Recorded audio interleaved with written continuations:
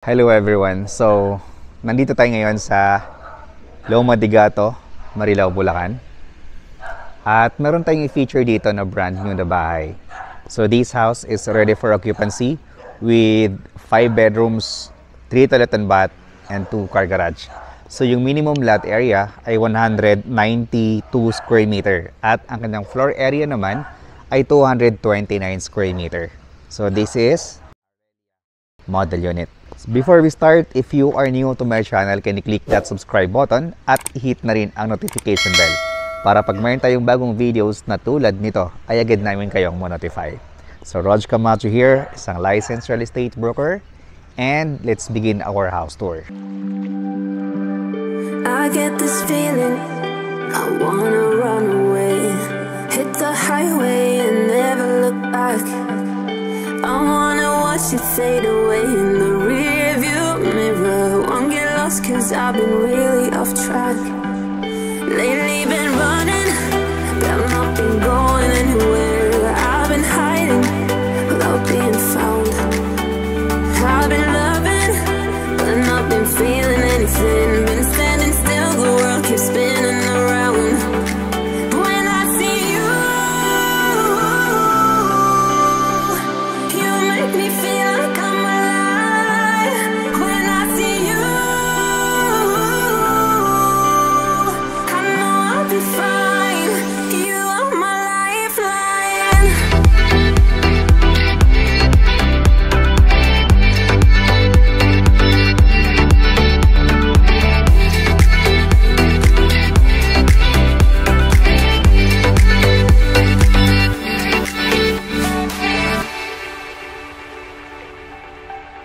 I get this feeling, I wanna run away, hit the highway and never look back. I wanna watch it fade away in the rearview mirror. Won't get lost cause I've been really off track. So, as you can see dito sa front, ay meron tayong space for our 2 car garage. Then dito naman sa kabilang side, ay meron tayong maliit na space for our mini garden or landscape area. Hanggang dito ito sa may damo. So, this is a total of 192 square meter. So, meron tayong setback na nasa mga 2 meters o 1 meter, no? Hanggang dito sa likuran natin. At may pagka-espesyal itong model unit na to or yung itong mismong bahay na to. Kasi dito sa likuran ay normally yung mga bahay na binebenta namin dito ay mayroong katalikuran. Dito, wala siyang katalikuran. And in fact, ay meron ditong balcony. Dito nilagay yung balcony, no? Instead doon sa harap. Kasi andito yung view niya. Etong view na to ay hanggang doon sa taas, sa clubhouse.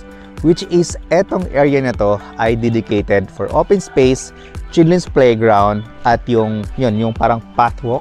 Kung gusto mong mag-jogging, maglakad, pababa, hanggang doon sa gate, papunta doon sa clubhouse, ay pwede mong magawa yun. Kasi nga, meron na allotted space for that. Then, meron tayo ditong service area sa likuran. Ito.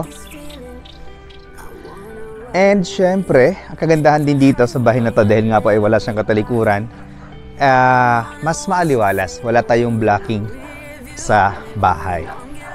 Okay. This is available through in-house financing, bank financing, or cash payment. Okay, pasok tayo. Then, etong bahay na to ay para ito sa mga buyer, no, na gusto nila separate yung living area sa dining area. Ayaw nila ng open concept. So, eto, tulad nito, no. Ito yung ating living area. Sa living area natin, eto siya. Naka-drop ceiling na yan. Tapos, meron tayong mga bintana and corner window. So, napakaganda po ng ating living area na yan. Tingnan niyo po. Malaki yan. Okay? So, mamaya, i-reveal ko yung price. Tatapusin ko lang muna yung pag-house tour para tuloy-tuloy tayo. Okay? So, ito naman yung ating dining area. So, sa dining area, kitang-kita mo dito, kasyang-kasya kahit 10 seaters na dining table. Then, meron tayong sliding door, papunta sa ating lanay. Tapos meron tayong malaking bintana dito to give us a natural light and ventilation. So again, silipin natin. ito, yung ating living area. Then, the dining area. Then, dito naman sa kabilang side ay meron tayong storage room. Tapos, yung hagdanan natin. Then, okay, ito naman yung ating kitchen area. So, sa kitchen area ay, ito siya ha, naka-partition siya.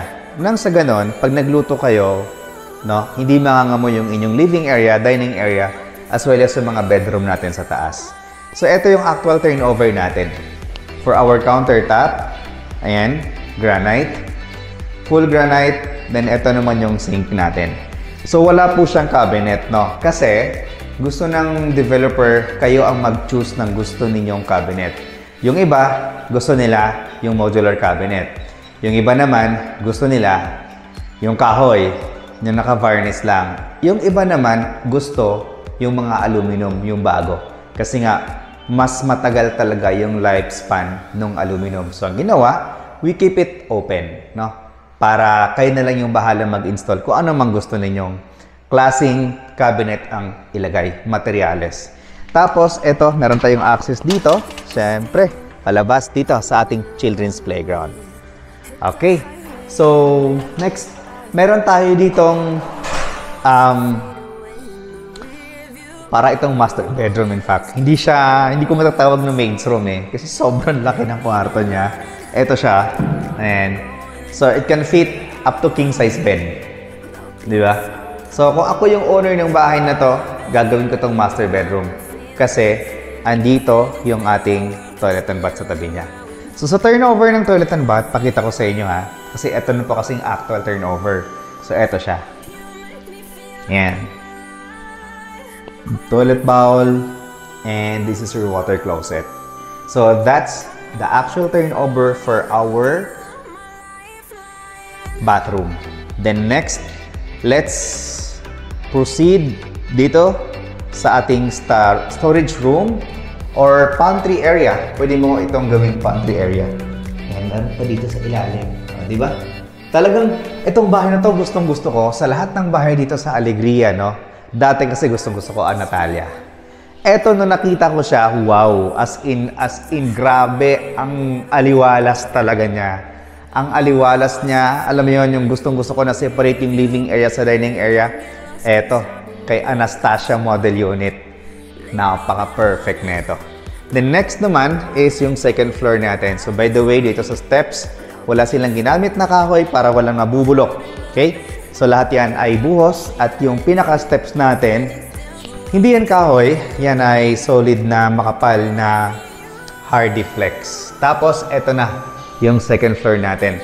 Guys, no, etong kwarto na to ay hindi natin bubuksan. Pero, etong kwarto na to, kung gaano kalaki itong ating living area sa baba, ayan ha, ganun din po kalaki yung kwarto natin sa taas. So, para mabigyan lang kayo ng idea, ilang tiles to? 1, 2, 3, 4, 5, 6, 7. So, 7, 1, 2, 3, 4, 5, 6, 7. 7 by 7. 7 tiles. No? 7 by 7. Ganyan kalaki yung isang kwarto natin dito na hindi natin mapasok. Next is our common toilet and bath. Dito sa common toilet and bath, ito ulit yung kanilang actual turnover. Ito siya. Yun yung ating shower area, water closet. Okay, from floor to ceiling din yung mga tiles nila. The next is, wow, grabe talaga. Pagdating sa kwarto, wala ka talagang masabi kung gaano kalaki, as in malaki talaga siya. Okay, so kulang na lang natin dyan yung mga built-in cabinet. Alright, so yan yung ating first room sa second floor. Actually, pangalawang kwarto na pala, sorry. So, next is our master bedroom. O, diba? Grabe, ang laki din. Master bedroom, naka-drop ceiling, maraming bintana. Tapos, ito yung ating, yan, sariling bathroom. Ito siya. Yan din yung actual niyang turnover. Okay? Yan. Tapos yung ating shower area na meron na rin enclosure. Next, meron tayo ditong balcony. Eto siya. para makita natin yung view sa labas. Oh, di ba? Yan yung view natin. Doon sa unahan, okay? Yan. Yan yung ating clubhouse. Tapos, eto, andito tayo ngayon. Itong area na to ay open space yan, which is tinataniman nila ng puno para mas maliwalas itong area na to. Kaya dito nag-balcony. Ang view mo rin dito ay makikita mo yung Mount Balagbag. Ayun po. Ah, di ba? Ang ganda ng view dito. Tapos ito pa yung mga view ninyo. Kita mo rin dito yung entrance gate.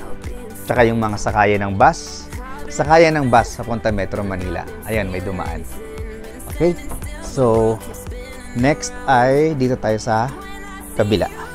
Kagandahan dito ay connected siya dito sa family room. Ayan.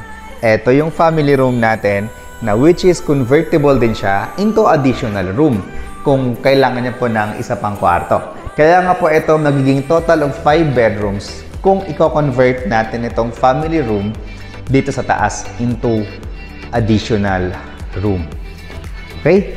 So, yan po yung ating Anastasia model unit na available, ready for occupancy dito sa Alegria Lifestyle Residences. Okay, so sa presyo na bibigyan namin sa inyo, huwag po kayong magulat, no?